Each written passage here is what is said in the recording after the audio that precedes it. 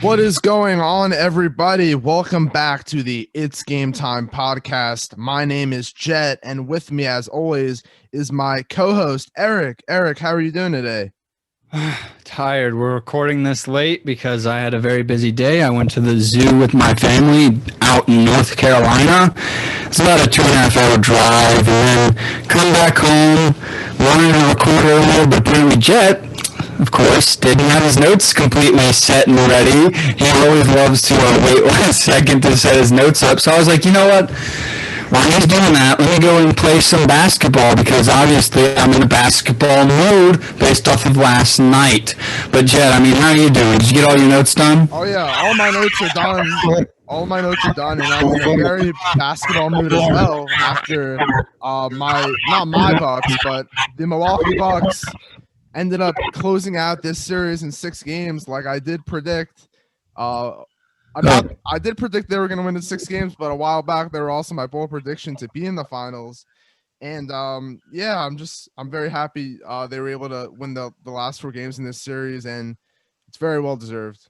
Yes, when I watched the game fully, some of the other finals games I wasn't able to watch because I had to go to bed earlier for my other job.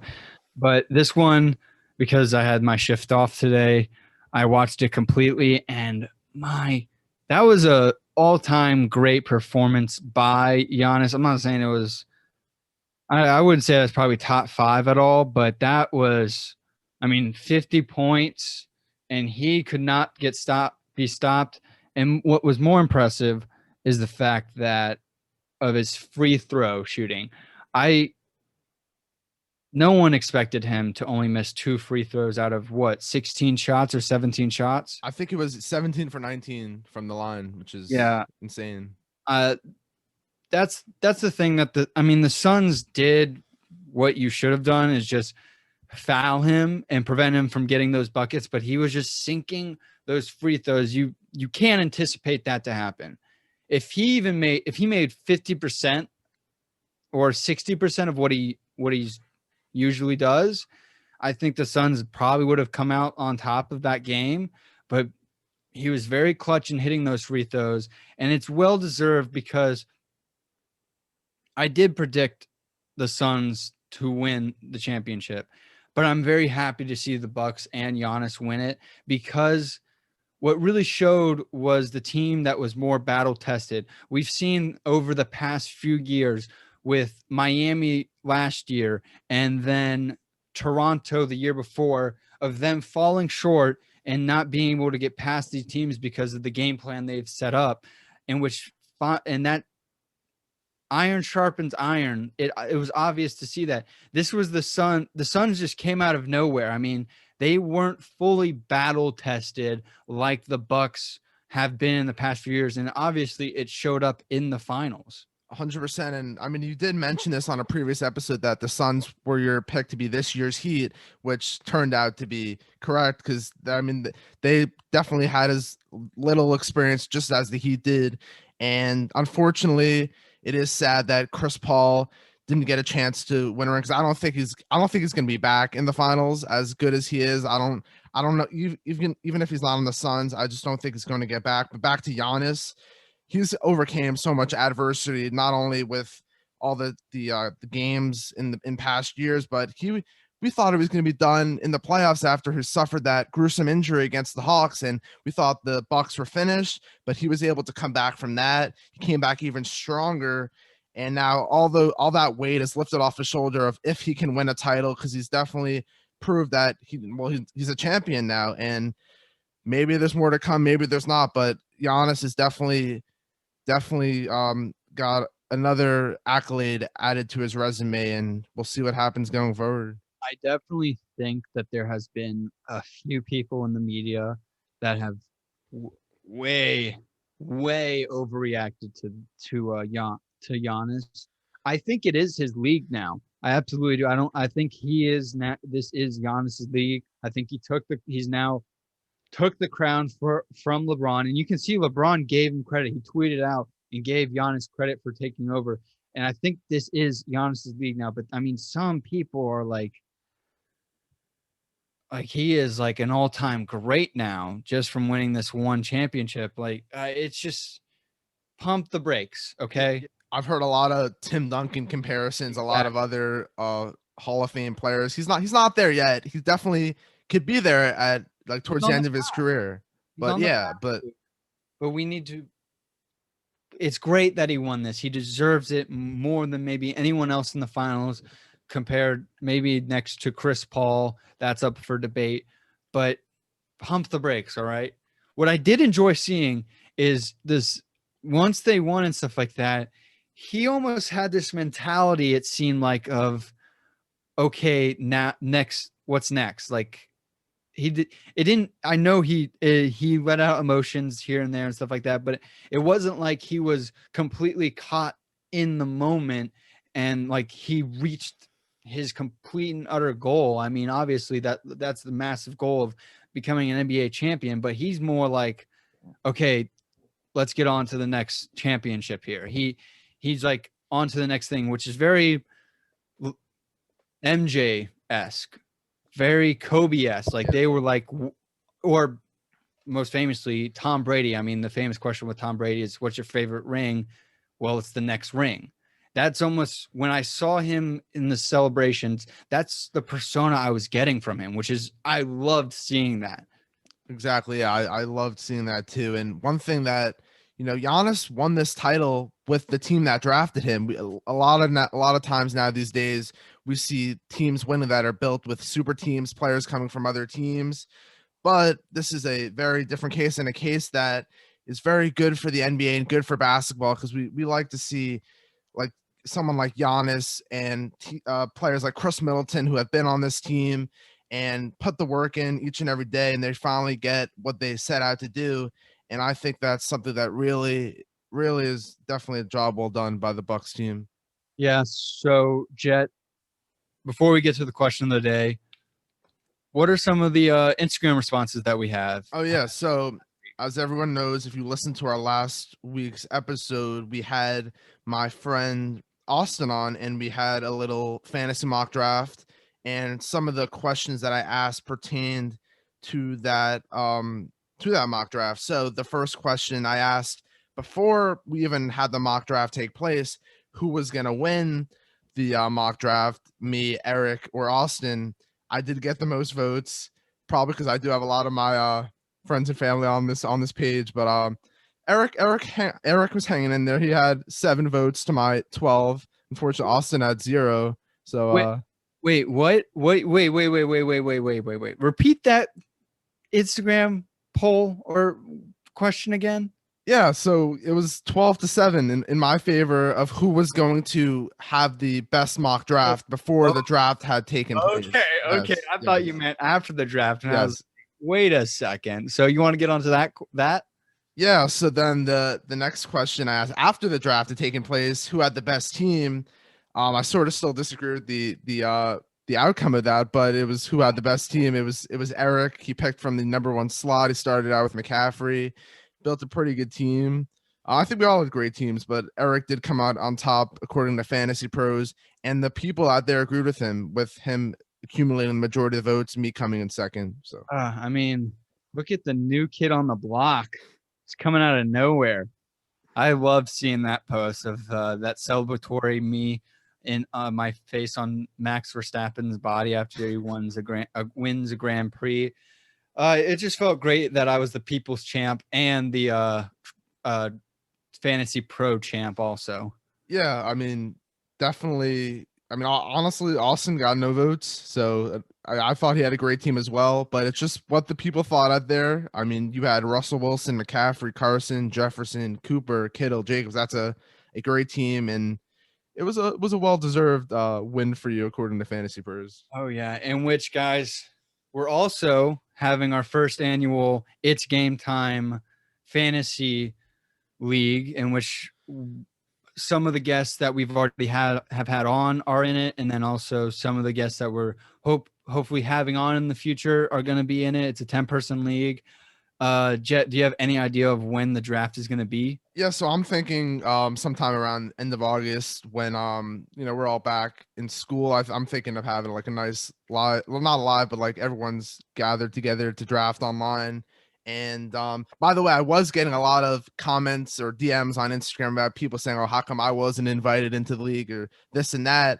Don't worry, there may be a potential opportunity in the future to join another league. Possibly, we could do a little mini league where you could get a chance to move bumped up into the big league. So if that idea comes into fruition, it's called a relegation league. For it's kind of like what they do in soccer where they knock down the top team into Yep. the mini league and then move up the one that wins. So maybe that'll be an idea going forward.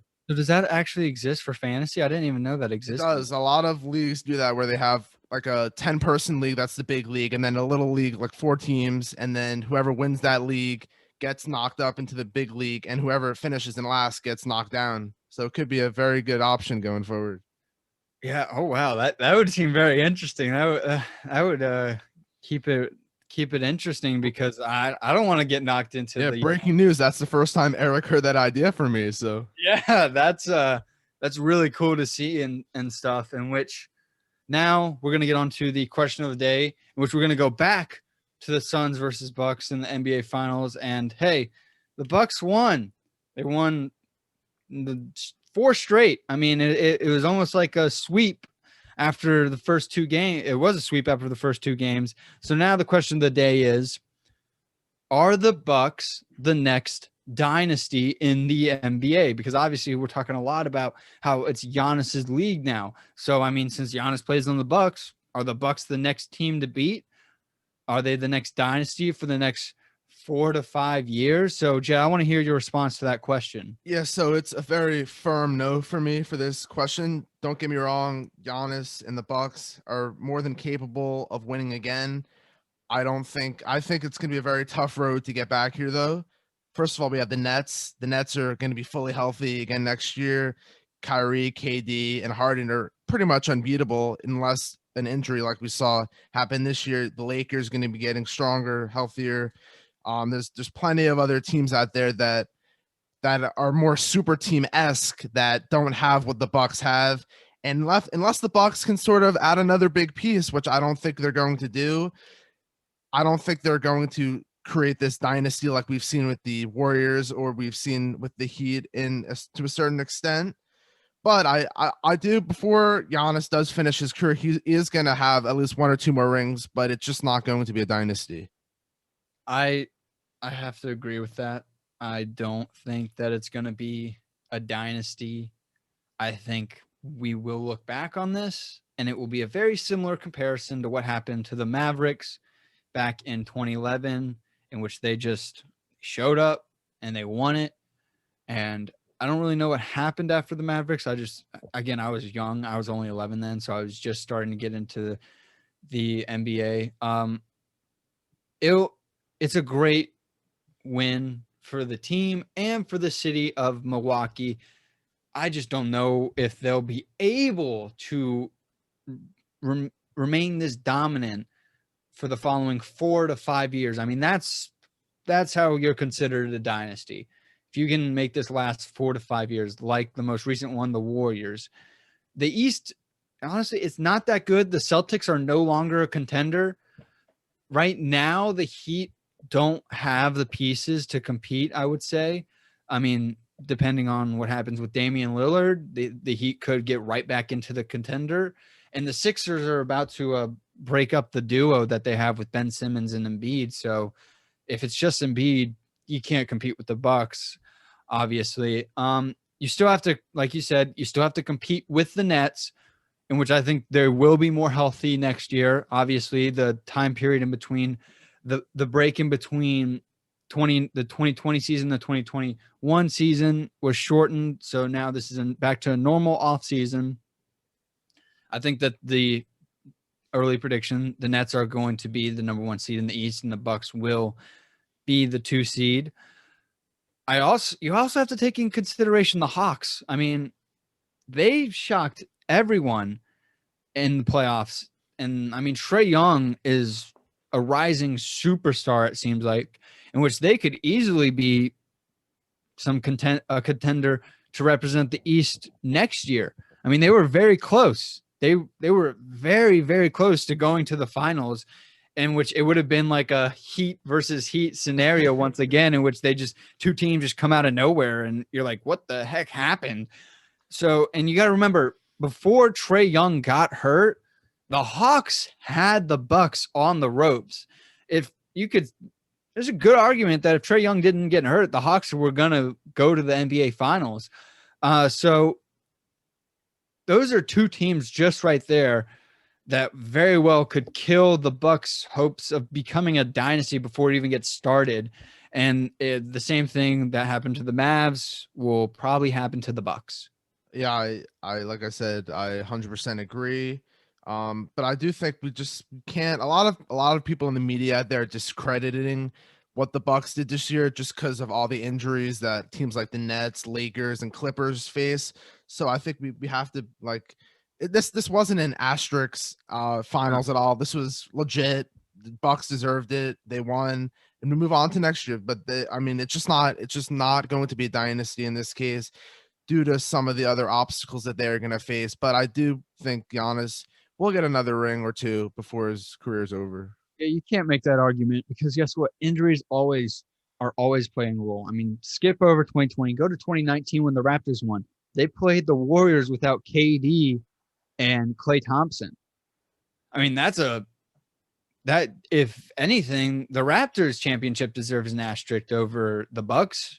I mean, the Bucks had their own injuries. Giannis was hurt. You can honestly make a case for every NBA Finals having some sort of asterisk because there's always going to be some sort of injury throughout the course of a playoffs, course of a finals. And I think I personally believe, even though I'm a little biased that the Heat were in the finals, I don't think the bubble finals deserves an asterisk, but that's a whole other argument.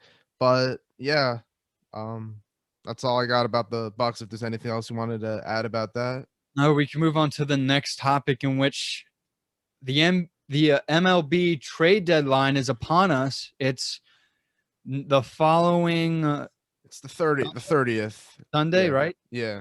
No. Sorry, Saturday, or something like that. Anyways, it's next week. All right, it's next week. So me and Jett wanted to talk about a few players that we think could potentially be traded at the trade deadline. I mean, we're going to talk about some obvious players that have been rumors have been going around in the rumor mill. But Jett, who's your first player that you would like to bring up? Yeah, so the first guy I'm going to bring up is Chris Bryant, and he is most likely going to be traded. It doesn't seem like the Cubs are interested in extending him, and he's no doubt had a great run in Chicago, but I think, and like all the reports out there saying his time is definitely up, and there's a lot of teams that can use a guy that can play multiple positions, not only in the outfield but in the infield as well. So he's probably the most valuable position player that's going to be on the market this upcoming trade deadline. A lot of teams like the Mets or even the Giants can use him. Use one of those solid bats in the middle of the order that can propel them to the next level to compete as contenders. I mean, it's definitely going to take a lot to trade for someone like Chris Bryant. It has to be a team that has a good amount of prospects they're willing to give up. But Chris Bryant's definitely on the move, and he will be on a new team come August 1st. So, wow. You have any predictions of what team he'll be ending up at? I think a perfect fit for him would be the Giants. They have a good amount of prospects to trade away, and they need that solid solid bat in the middle of the order. Their outfield has been lackluster this year, although they have some great production in the infield. They need another big bat to contend with like the Dodgers and the Padres, I think. I mean, shit, they don't seem to need it right now. They're perfectly competing with them, but the playoffs are a completely different scenario. I think Chris Bryant's going to be traded. It would be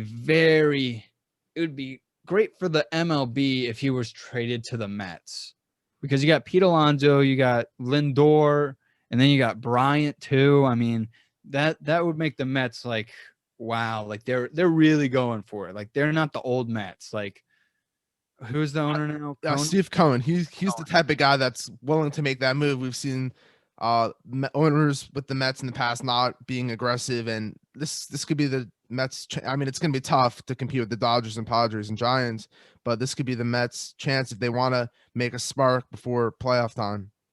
Yeah, in which another player I want to talk about, very versatile also, is Ketel Marte.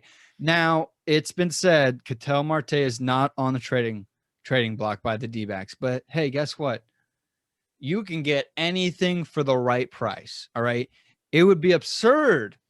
I think it was just a fake thing that the D-backs said just to drive up the price. I think they're very willing to trade him. They're not competing.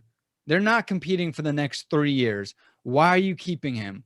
All right. When you could get very valuable assets out of him. Okay.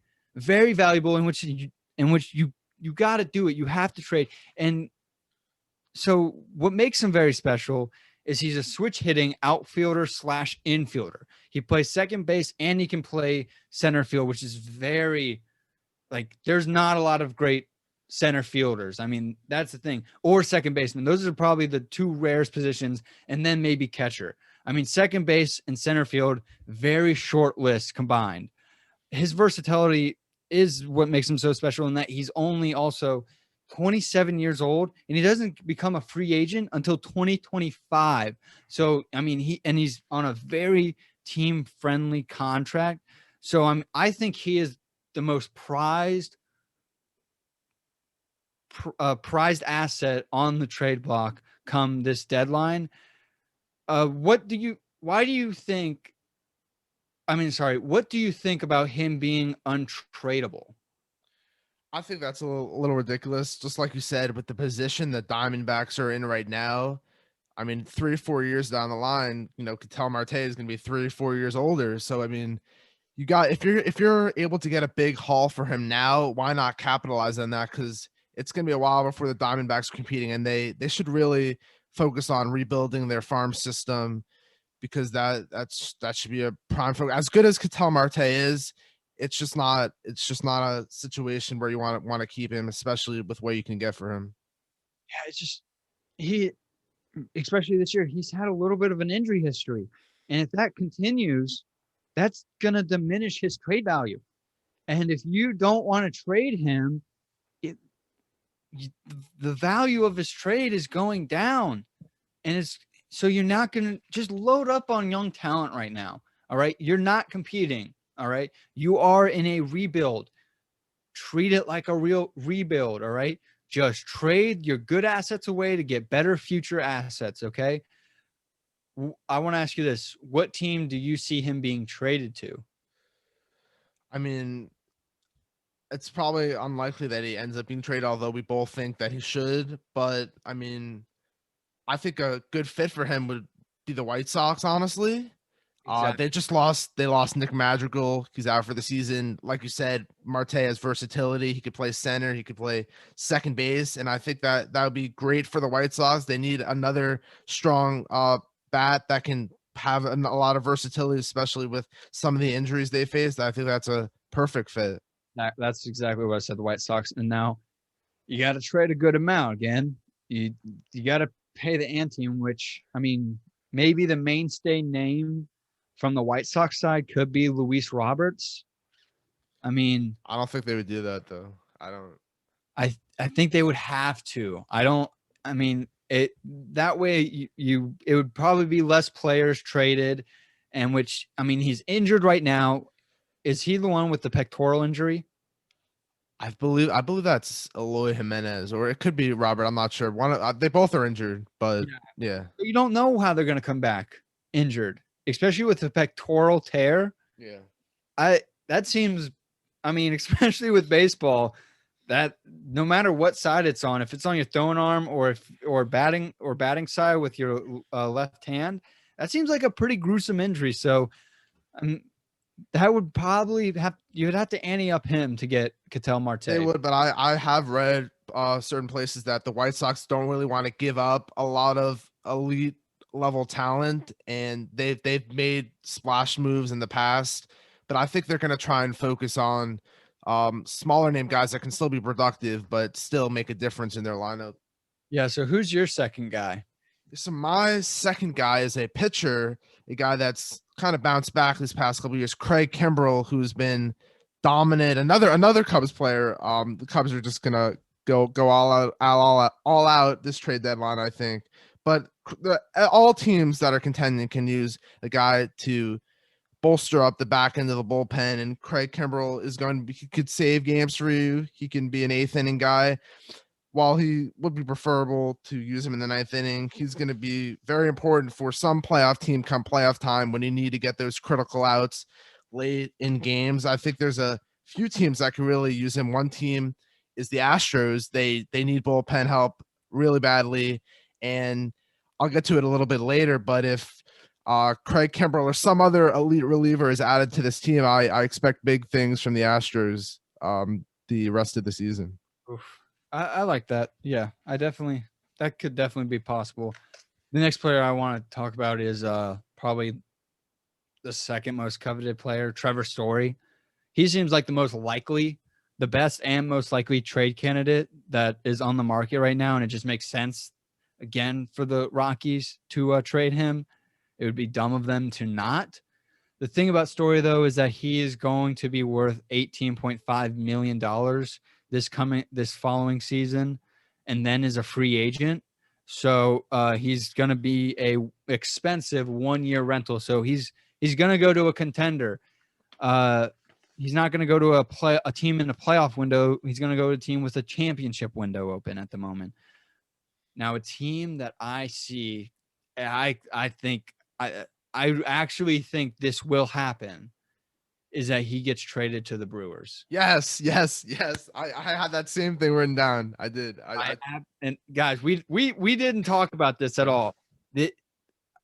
I think it's going to happen that he gets traded to the Brewers. And if they got Story, they will be very watch it. Milwaukee may become the next Tampa Bay. You're taking the words right out of my mouth. I was going to get to that a little bit later, but I'll just talk about it a little now. If he is able to make an impact, which he should on that lineup, which they need, they're like 26 in OPS right now. They have the dominant pitching staff, but they need another dominant bat. And Trevor Story is that guy. And I'll just say it right now. If Trevor Story is added to this team, the Milwaukee Brewers will represent the National League in the World Series this year. I'm telling you, don't be surprised. I mean, hey, Milwaukee may become the next Tampa Bay of championships. I'm telling you this. I mean, it's not that if they get Story, watch out for the Brewers. I think obviously we both agree with that. It's almost like it's bound to happen. It really is. Yeah. That's the team. He just fits in there. It seems like. Yeah. 100%. I mean, there's some dynamic bats, but none like Trevor Story. He's going to be able to provide home run pop. He's going to be able to slide in at shortstop. You can move Willy Adames around the infield. He's very versatile. That was another great trade acquisition they made. But yeah, if the Brewers are able to pull off, which I think is going to happen too, pull off the acquisition of Trevor Story, the Dodgers, Padres, and Giants have to watch out. Absolutely. So what's your final person on the trade block for you? So I know you want to talk about this guy too, but I just want to give my little I don't know what you call it, little Yule. Yeah, about Starling Marte, who is on my Miami Marlins. And before we talk about, the trade market for him, I just want to just get this off my chest a little. I'm a little upset that the Marlins don't want to extend him. I mean, so what happened was they offered him a 3-year deal for $30 million, and then Marte countered with a 3-year deal for $50 million. And then it just recently came out that the Marlins made another offer, 3 years, $40 million, right down the middle. Marte did say no, which I don't really understand, honestly. Marte said that he wants to stay in Miami. He is getting up there in age. Yeah. I mean, for an elite center fielder to be making 3-year, $50 million, I think it's a little absurd. But unfortunately, it is looking like he is going to be traded, and there's a lot of teams that can use him. But if you want to get into that a little bit, I'll kind of comment on what you have to say. Yeah, I mean, he's only a rental. He's 32 years old, so that's the thing that's like, do we really pay him after we're done with him? A team I could see trading for him is the Giants. I think that would be a great candidate for Marte because they need a center fielder. I mean, their starting center fielder right now on ESPN is Steven Duggar. Sorry, never heard of the guy until I looked that up. All right.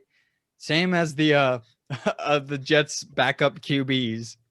Random player number 1. Yeah, Mike White or something like that. Never heard of Steve. Sorry, I never heard of Steven Duggar. But I don't know what they would have to give up for that. I mean, what would you like to see the Giants give? Would you want them to trade you like Alex Wood? Do you think you could get that back for them for Starling Marte? I don't really want Alex Wood. We don't need pitching. We need impact bats, either beginning their MLB careers or elite prospects. We have so much pitching. We want to trade as much pitching as we can.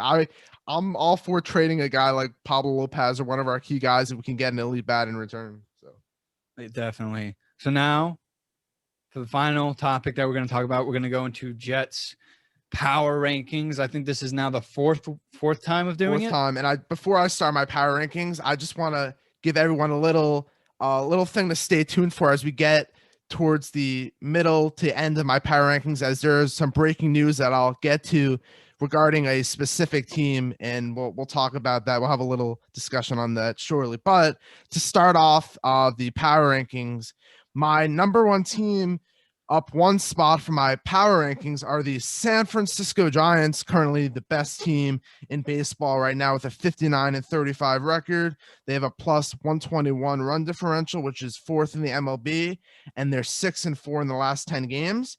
Since my last power rankings, they have played a little bit above 500 ball, not what you would expect to see from an elite team like this. They're 3-4 against teams over 500.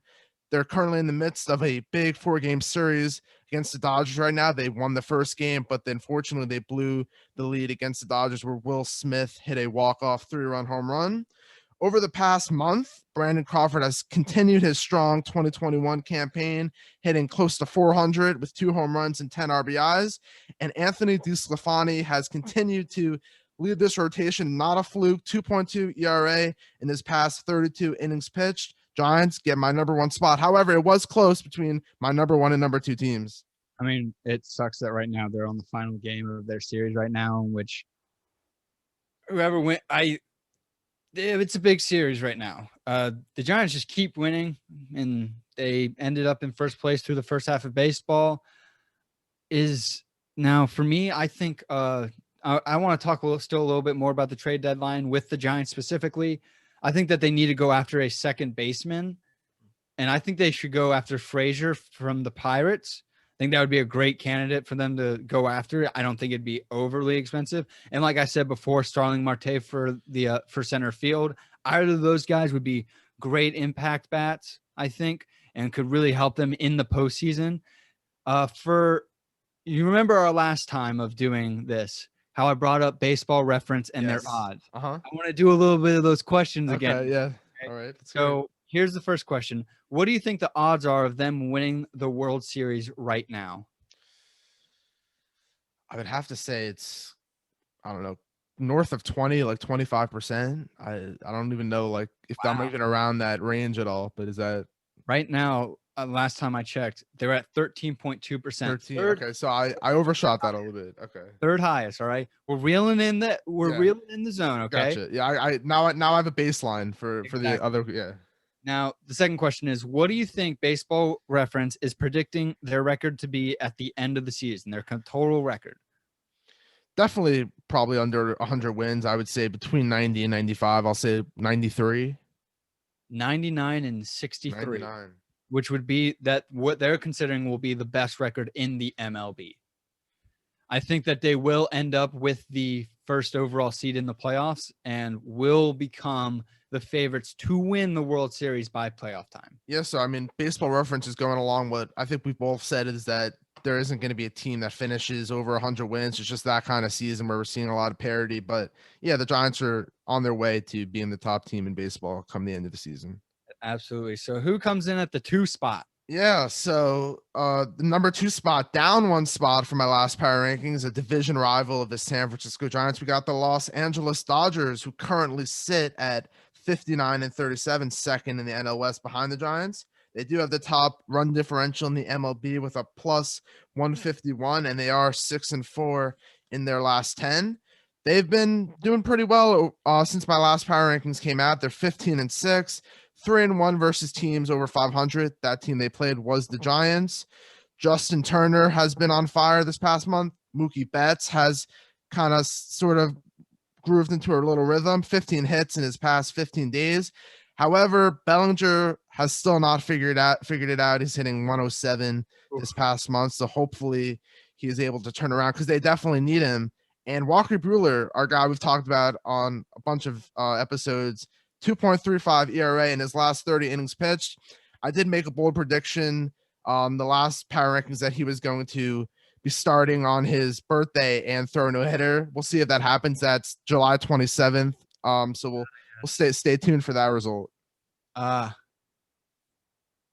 I also have heard that my boy Max Muncy, he's been performing pretty well too. One of the best hitters in the NL. I love Max. Gosh. Have you heard about the Max Muncy that was drafted by the Oakland A's? Yes, I did. It was like, it wasn't the same thing that happened with the actual Max. Yes, yeah, they were born on the same day too. Yes, very odd. But I think the Dodgers are heating up.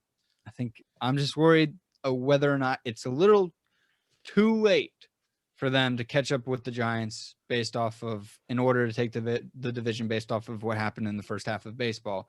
Right now, they're about to finish a series with the Giants, in which I think this series right here could determine who wins the division.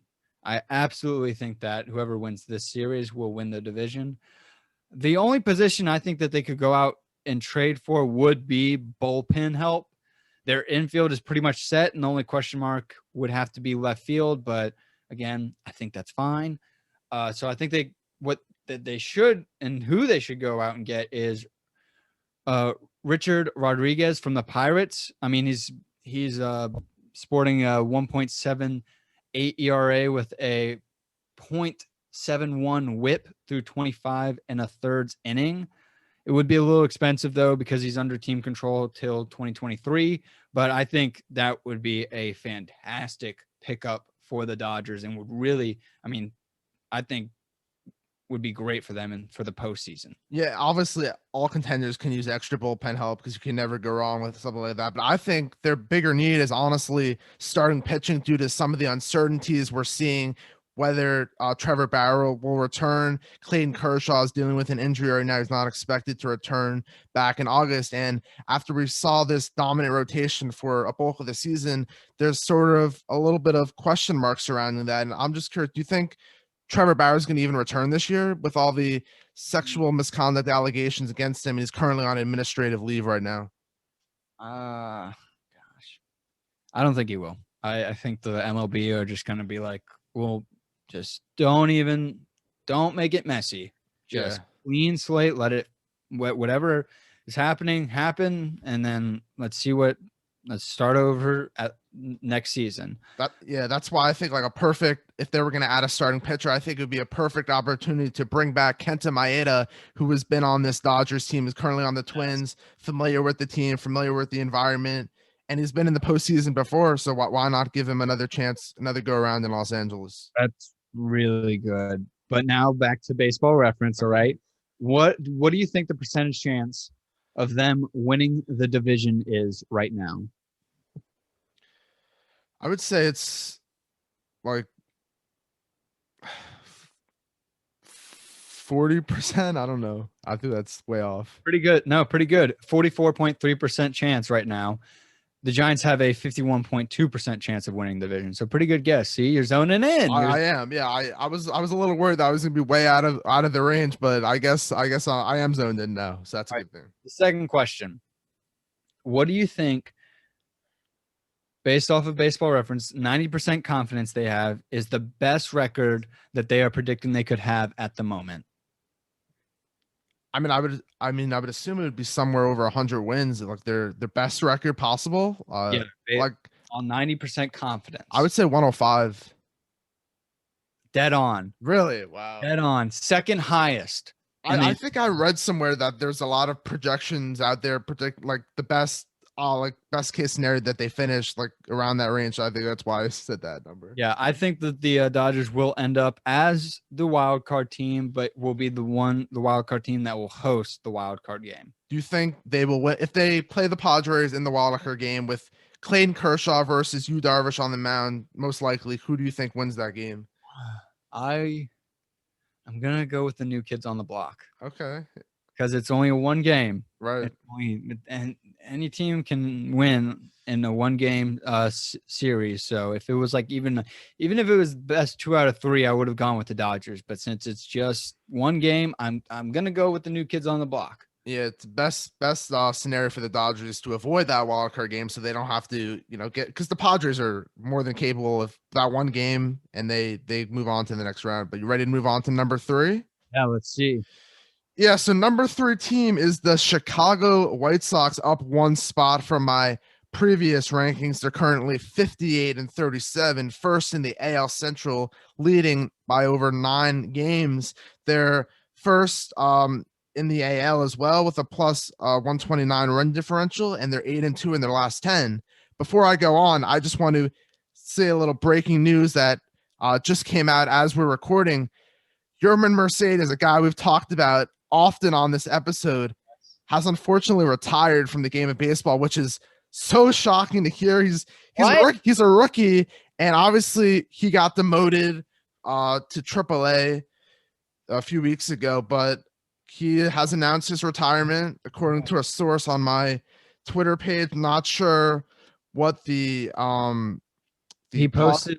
He posted on his Instagram saying, with a black screen with just the text, "It's over," and then a long paragraph. I can read it. First of all, I want to thank God for giving me life to the fans. That without them, I was nothing to my family for understanding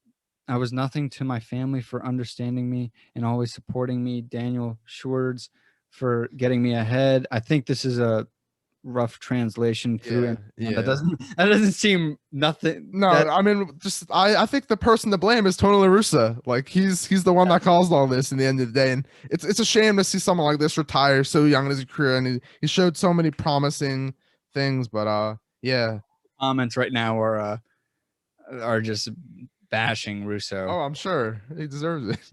Oh my gosh. But anyways, let's get back to, just wanted to get that little breaking news out of the way. But anyways, over the past month, the White Sox are 15-7, 2-1 versus teams over 500. The only team they played was their series win against the Astros. My guy Tim Anderson has been on fire this past month, hitting .344 with 3 home runs and 11 RBIs. Unfortunately, he's not going to get the MVP next year, but next year will be his year.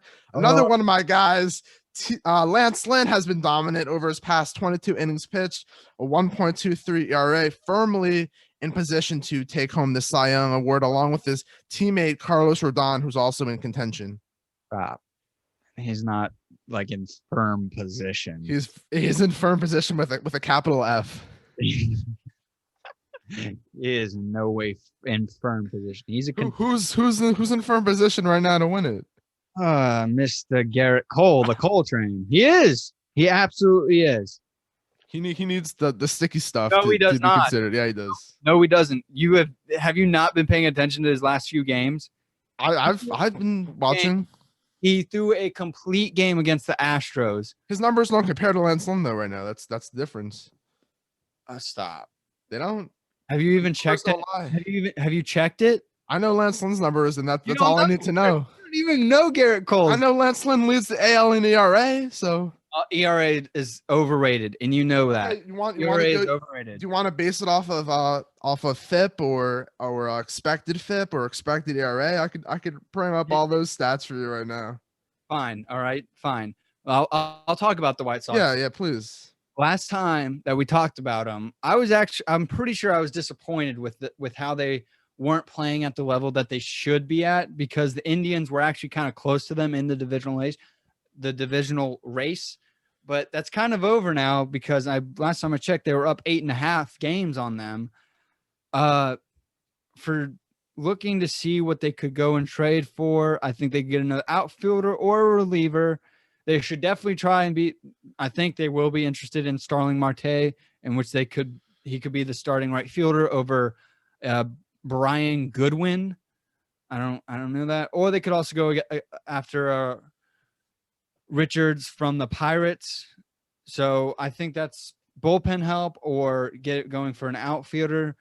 Jett, you have your stats to back up your. Yeah. So So Garrett Cole, according to the FIP metric, is ahead of Lance Lynn. Garrett Cole is at a 2.29, and Lance Lynn is at a 3. Oh, this is God, a 3. Oh my God, a 3. 3.7 something. But don't worry though. Gosh. Lance Lynn has proven what he can do. Garrett Cole, he's on a team that's really underperforming this year, and I think it's in the end of the day, it's going to go to Lance Lynn. So No. But anyways, baseball reference time. All right, you ready? Yeah. What are the odds right now that they make the World Series? Make it 2, not win it. Make it 2. 10%. Wow, underestimating them. They right now have the highest percentage to make it to the World Series, so win the AL with 23.8% chance. Yeah, well, that's just because I have another team in mind that I think has a better chance. So that's why they've played like the Twins and the Tigers the whole year. So of course they're gonna.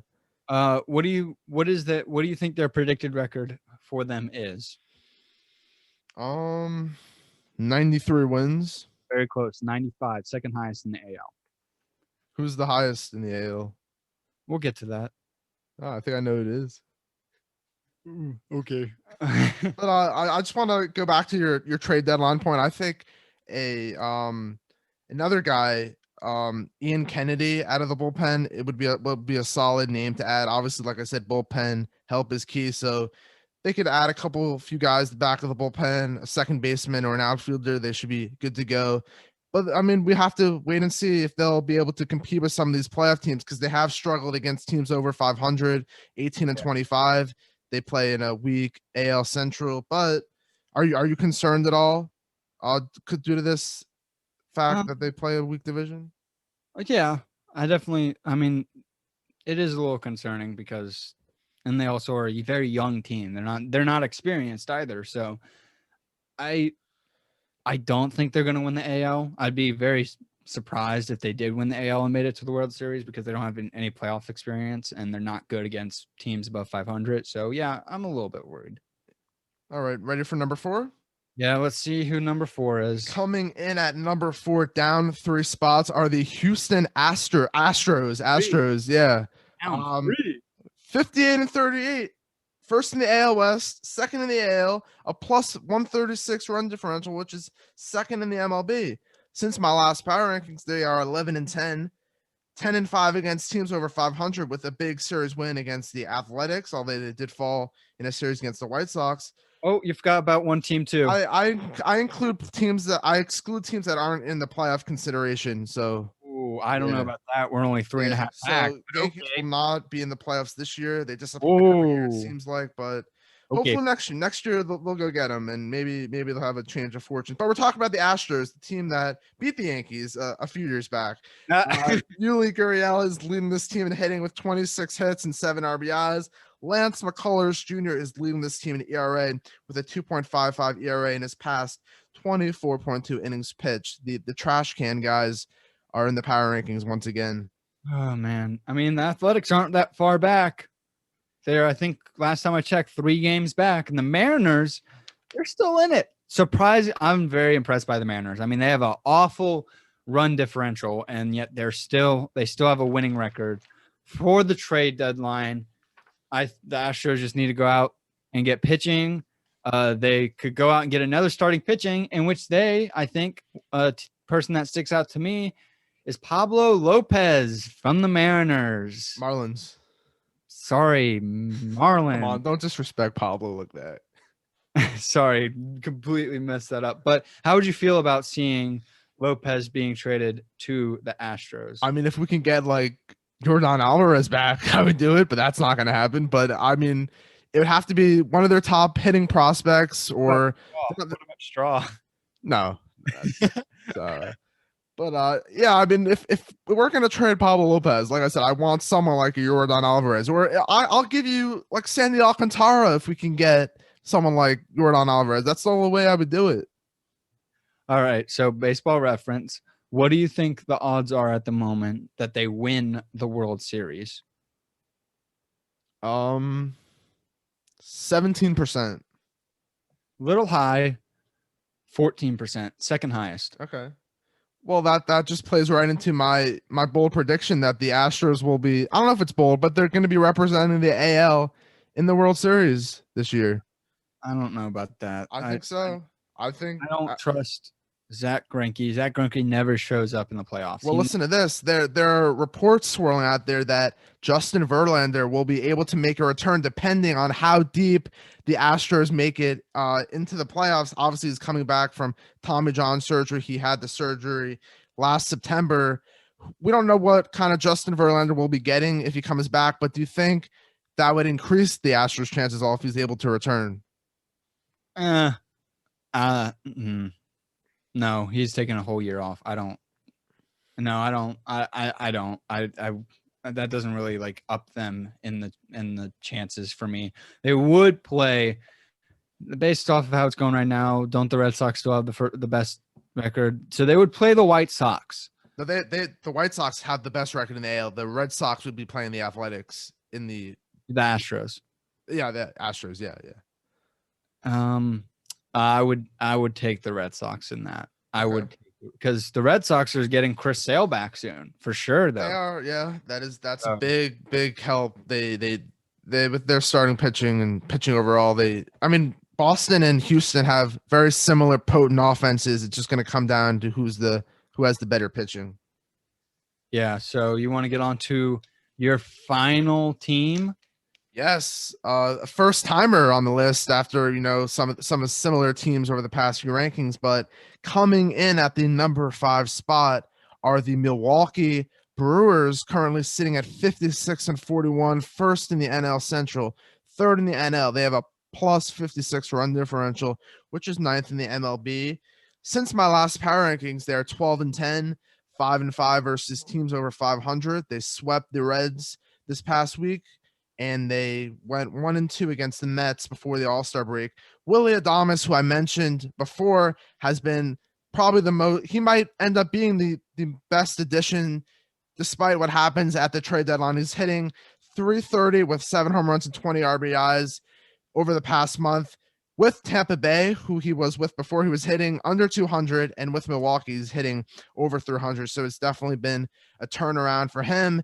And another guy I want to mention, Corbin Burns. If not for Jacob deGrom, Corbin Burns would be at the top of the NL Cy Young conversation. He's currently has a .99 ERA in his last 27 innings pitched. And the Brewers just have a dominant pitching rotation. They're third best team ERA in baseball at 3.39. So I think that this spot is well deserved for them. Yeah, they came out of nowhere, and they're taking the league by storm. I, along with Jett, think they are. I think they're a dark horse to go on an amazing run in the playoffs and pull off what the Nationals did back in 2019. Just come out of nowhere, and you're like, "What the hell? The Brewers? The Brewers? I mean, they have starting pitching galore, and they have amazing bullpen. I think they have a solid offense that is really good with situational hitting, which is needed in the playoffs. Like I said in the trade topic, I think that they're going to end up go and get Trevor Story, and then will become more of a favorite to win the NL than the Giants. I think once they acquire Story, they will become the favorites to win the NL, which would be insane. This team, that trade would absolutely destroy any of the preseason expectations for this team. Baseball Reference, what do you think the odds are of them going to the World Series? It's probably at the moment. It's probably like 10% or even less than that, I would think. Right now, Baseball Reference has them at 17.6%. 17, okay. Which is third highest in the NL at the moment. What do you think that they are guessing they will finish with a record of? I'm gonna say like 90 wins, 91 wins, something like that. 91 wins, 7th best in the MLB, they're predicting. Yeah, I mean, like we both said, like even if they don't add Trevor Story, if they add either one or two impact bats, I think any sort of improvement in this total offense is going to propel them. They have the pitching, they have the bullpen with Josh Hader and Devin Williams, and they have their rotation with a top 3 guys who were all stars this year. So we'll have to see what happens going forward. But obviously, they would be slated to play the Mets right now in the best of 5 series, and I think we both agree that the Brewers would have win that series. Absolutely. I thoroughly enjoyed doing this. I love talking about the Bucks. Then we got to talk about the trade deadline that's coming up, and then your top 5 teams.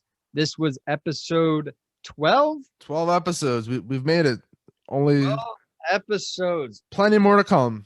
Plenty more to come, and soon they're going to be coming in person within probably the month, I would have to say. Yeah, I'm gonna have to make the drive up to Eric's apartment for every episode to record. He doesn't really want to make the trip down to me, which is understandable, I guess. But I'll do it. It's not an issue. Anything to get these episodes out to you guys.